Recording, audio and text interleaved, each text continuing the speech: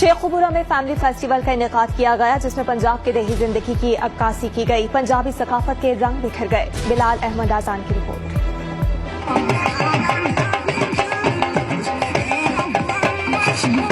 मकई की रोटी, मक्खन और सरसों का साग, गन्ने का ताज़ा रस और गुड़ का मजा, ये सब देखने को मिला पाकिस्तान एग्री टूरिज्म के ज़ेरे एहतमाम होने वाले सैग फेस्टिवल में। इवेंट में हर सू पंजाब की सकाफत के रंग बिखरे नजर आए। शहरियों की बड़ी तादाद ने सैरो तफरीह के लिए फेस्टिवल का रुख किया और खूब लुत्फ अंदोज हुए। हम लोग ऐसे गार्डन इवेंट हुए हैं, यहाँ पे बहुत मजा आ रहा है। हमें बहुत सारी चीजें तो हमें अक्सर शहरों में देखने को नहीं मिलती, हमें यहाँ पे देखने को मिल रही है। हम लोग बहुत इंजॉय कर रहे हैं। फेस्टिवल में बच्चों के लिए झूले, ऊंट और बग्गी की सवारी का भी इंतजाम किया गया था, जबकि खाने पीने की अशिया के स्टॉल्स भी शहरियों की तवज्जो का मरकज बने रहे।